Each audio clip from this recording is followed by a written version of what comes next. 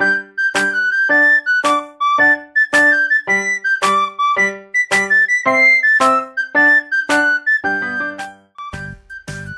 araw mga bata, ako si Maestrang Filo, muling nagbabalik sa panibagong video.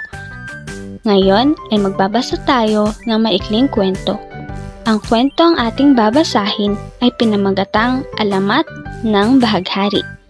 Halina't simulan natin! Sa simula pa lamang, mayroon ng 7 kulay dito sa mundo.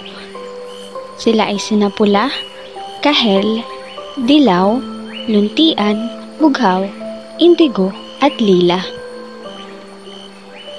Inatasan sila ni Bathala na magbigay ng kulay dito sa mundo. Ngunit sa hindi inaasahang pagkakataon, hindi sila magkasundo-sundo.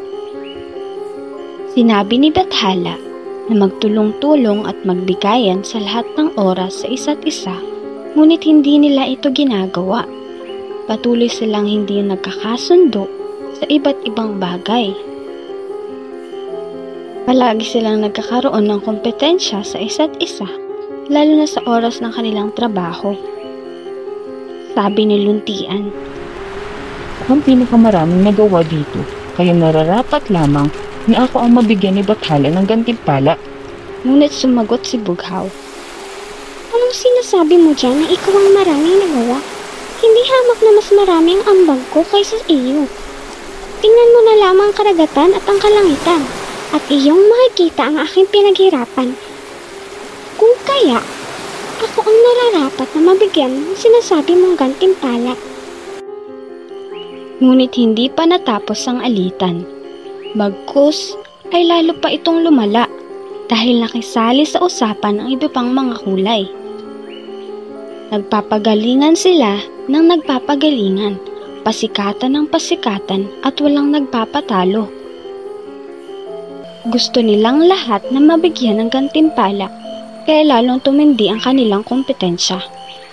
Nagkagulo sila dahil sa kanilang pagtatalo. Narinig ni Bathala ang nangyayari, ang pagtatalo ng mga kulay.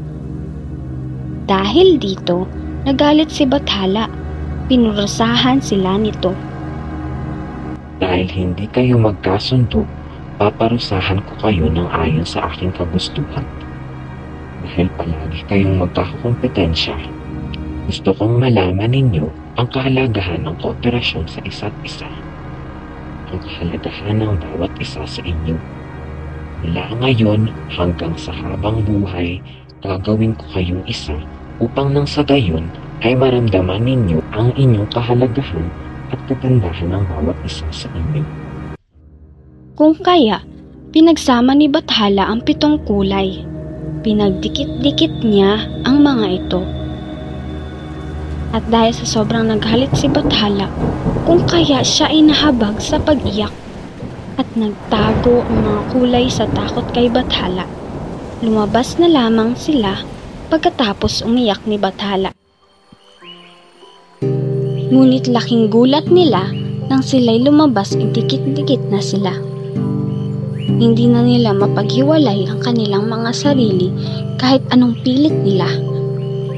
At nalaman nila na mula sa 7, sila'y naging isa. Sa pangyayaring iyon, sinasabing si Bathala na kanilang hari ay nahabag. Kung kaya ngayon, ang habag na hari na pinagmulan ng mga ito ay sa paglaoy naging bahaghari. Ang 7 kulay ay tinawag na bahaghari. Mapupunan natin ngayon na ang bahaghari ay lumalabas na lamang pagkatapos ng ulan na nangangahulugang pag-iyak ni Bathala. At makikita natin dito ang 7 kulay na naging isa hanggang sa ngayon ay tinatawag nating bahaghari. Mga bata, ano ang inyong natutunan sa kwentong ating binasa?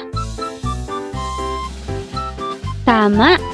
Dapat nating iwasan ang pagiging mainggitin at mapagmataas. Huwag gumawa ng mga bagay na ikalulungkot ng Diyos. Hanggang dito na lamang mga bata. Maraming salamat sa pakikinig. Kung hindi pa ninyo napapanood ang huli naming video, maaari kayong bumisita sa aming channel. Muli, ito si Maestrang Philo. Magkita-kita tayong muli sa susunod na video. Paalam!